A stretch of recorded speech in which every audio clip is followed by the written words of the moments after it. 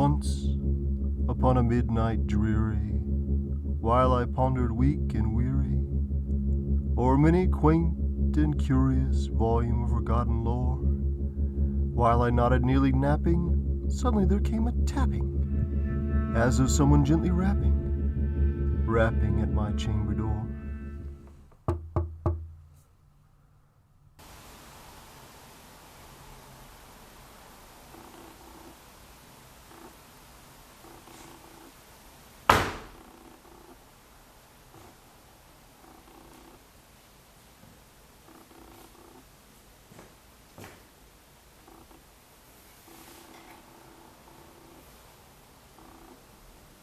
Good evening.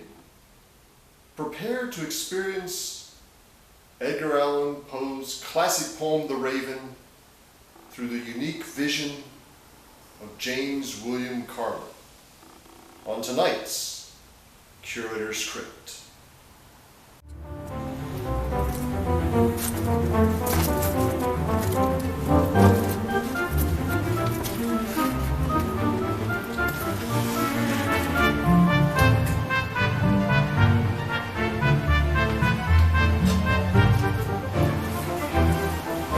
Welcome to the Poe Museum's Curator's Crypt.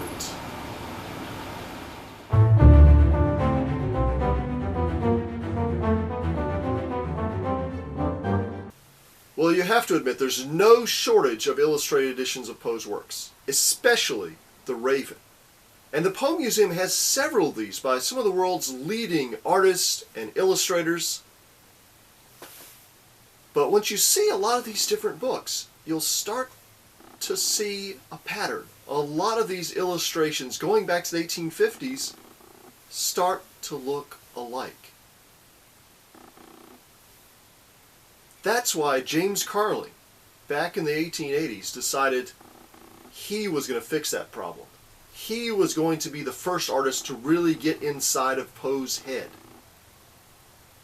and illustrate the Raven the way Poe would have intended. Now, you've probably never heard of James Carling. He's only known for this set of illustrations now housed in the Poe Museum. He was born 1857, just 8 years after Poe's death, dirt poor in Liverpool. His father was a bootblack. The family struggled to make ends meet, and by the age of 5, James Carling was earning extra money by running errands and reciting poetry and singing on the street corners. Soon, he developed a love for visual art and earned extra money by drawing caricatures on the sidewalk for tips. Passers-by might request a picture of a famous boxer or some other celebrity, and Carling would sketch it out so quickly he developed the nickname the Lightning Caricaturist, or the fastest drawer in the world. But this was a dangerous profession. Carling knew the easiest place to draw on the sidewalks was in the sort of rough parts of town, but you didn't get very good tips there. To get the really good tips, you need to draw on the sidewalks in the nice parts of town. But that's where the police were most vigilant in trying to get rid of you. And Carling later said that sometimes it was a choice between earning extra money for the family or getting a beating. He didn't want to play it safe. He'd take that beating from the police just to earn some extra money for the family. Then when he was 7 years old, his mother died. His father remarried to a woman that James couldn't stand. And then one day, while drawing on the sidewalk, little James was arrested and sentenced to go to school and get an education. His older brother had already been arrested and sent to a Catholic school. Once he escaped from that, he joined up on a ship and sailed to the United States. Little James stayed in that school for years. His father was forced to pay for this school, but couldn't afford it, so they sent him to debtor's prison where he died. So by the time little James got out of school, his father was dead. He couldn't stand his stepmother, so he set off to the United States to be with his brother, who was starting to make a name for himself as a portrait artist. And once James got to New York City, he started sketching on the sidewalks again and was discovered by a vaudeville impresario who put him on stage, billed as the fastest straw in the world, the boy wonder, the lightning caricaturist. And that's how Carling made a living for years. But he decided that he wanted to settle down. He wanted to really be known as a serious artist, not just as a performer.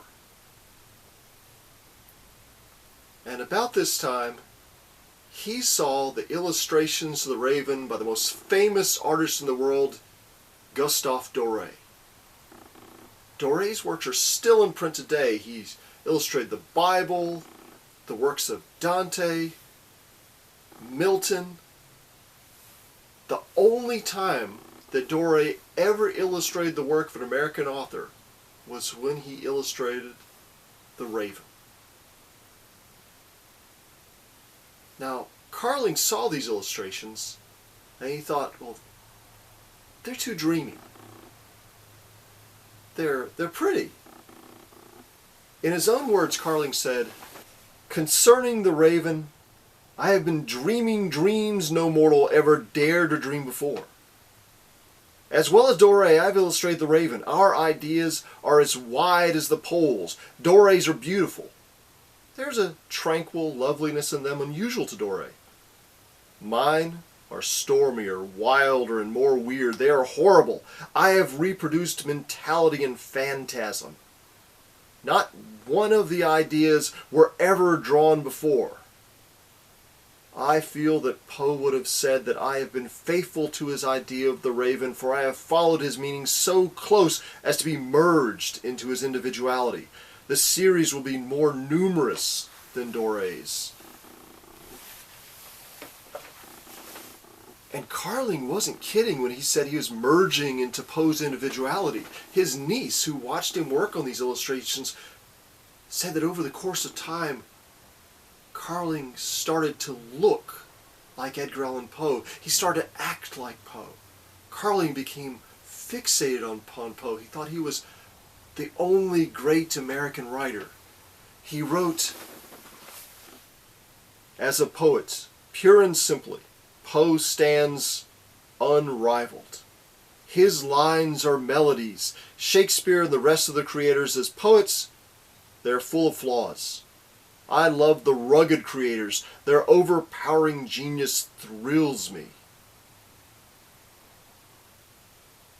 It is but just to say that Poe, whose ancestors were from Ireland, should think as the bards did, and advocate sweetness as rhyme as one of the main elements of poetry.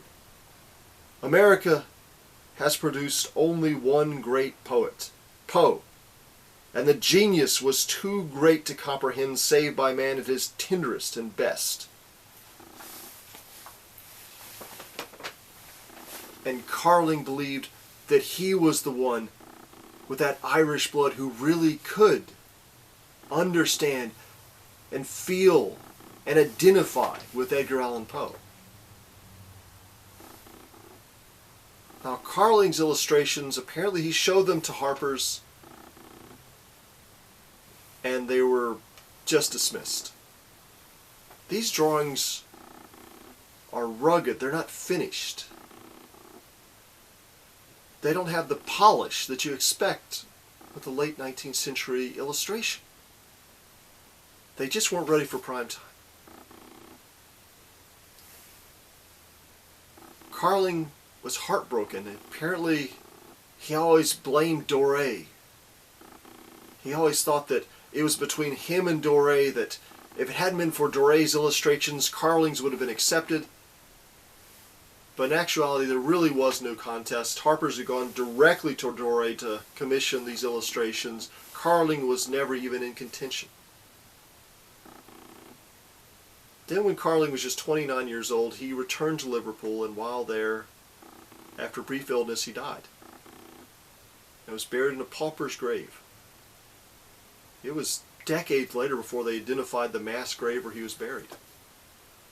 Back in the United States, his brother, the successful portrait artist, would occasionally show displays of his portraits, and in a back room would show James Carling's illustrations to the Raven.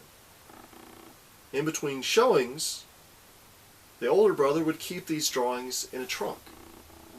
And this trunk got passed down to his daughter, James Carling's niece. It was in the 1930s that she saw an article about the Poe Museum in the New York Times. And she said, hey, this is a place that can really appreciate these drawings. It's also the Great Depression, so I need some money right now. Maybe they can buy them. So she showed them to Mary Gavin Traylor here at the museum. She, at the time, was the secretary of the board, the hostess, the tour guide, the librarian, the curator, and pretty much everything else, in addition to working part-time at the local newspaper. But Mary Gavin Traylor saw something in these illustrations. She said, we need to get these. We don't have any money, but she started raising the funds. She would show a few of them in a gallery and say, you know what, we could buy these if you would contribute a little bit. And over time, she was able to amass the entire collection of all 43 of James Carling's illustrations to the Raven. And they are displayed in a special room called the Raven Room. Now, some of you have memories of visiting the museum in the past and seeing a dark room with no windows, blood-red walls, with the entire set of illustrations all the way around the room.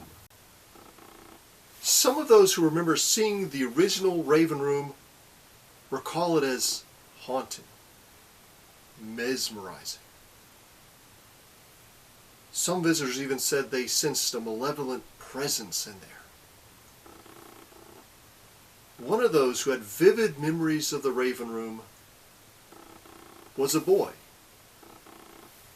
traveling through Virginia with his family on vacation, and they dragged him into this dusty old history museum. The last thing he wanted to do was spend a few hours learning during the summer. But he recalled years later that he followed those illustrations around the blood-red room and said that it was enchanting, almost magical. It proved an inspiration to him, so much so that he became a writer. And Kevin Williamson later went on to write Dawson's Creek, the Scream franchise, and eventually wrote the series The Following, which was inspired by Poe. Set in Richmond, but not filmed here. It followed a serial killer whose crimes were inspired by the works of Edgar Allan Poe and his followers, and each week you never knew who was going to turn up as a serial killer next. The series is no longer on the air, but it's great to get a shout out from a major filmmaker. And it's great to see how this museum and this set of illustrations can go on to inspire new generations of creators. By the 1970s, it was decided that the original illustrations had been on display so long that the light was damaging them. So the originals were replaced, in the display at least, with replicas.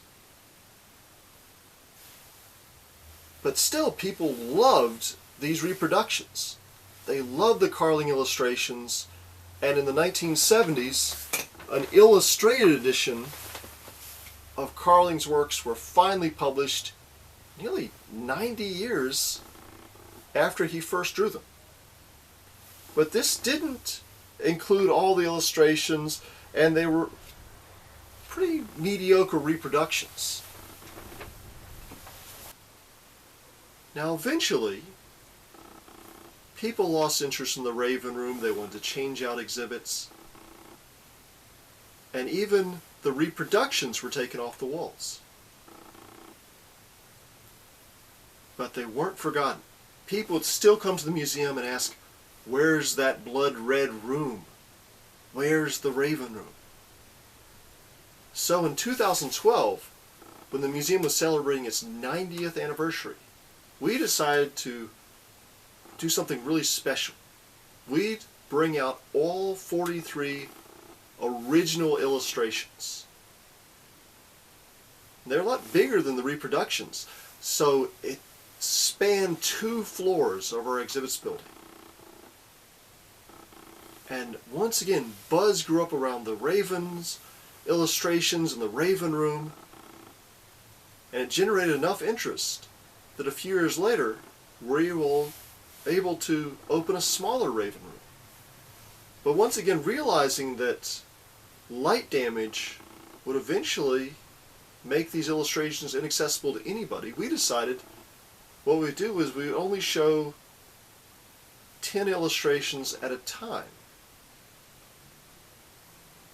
But we did bring out a new illustrated edition of The Raven. This time it has all 43 illustrations and in color. So definite improvement on the previous version. And this sells in our gift shop at poemuseum.org/museum-store, where you can get your very own. And if you email us at shop@poemuseum.org, we'll even sign it for you. So eventually, the new Raven Room was converted into office space. It was inaccessible, but we still wanted to have these Raven illustrations on display. And we thought the best way to do it was once again to show only a couple illustrations at a time, that every few months we would rotate these illustrations so nothing stays in the light all the time, but you always get to see new artwork. And if you come back to the museum a few dozen times, eventually you'll cycle through and you'll be able to see all of the illustrations. So hopefully when the museum reopens, you'll be able to come down here and check them out yourself. Until then, if you need anything with a Raven on it, we've got Raven jewelry, Raven books, Raven candles, Raven mirrors, all here at the Poe Museum's store. So be sure to check it out and get all the Raven you've been craving. So who do you think did the Raven better? Carling or his rival Gustave Doré? Well, when the Poe Museum reopens, you'll get to see the original artwork in person and decide for yourself.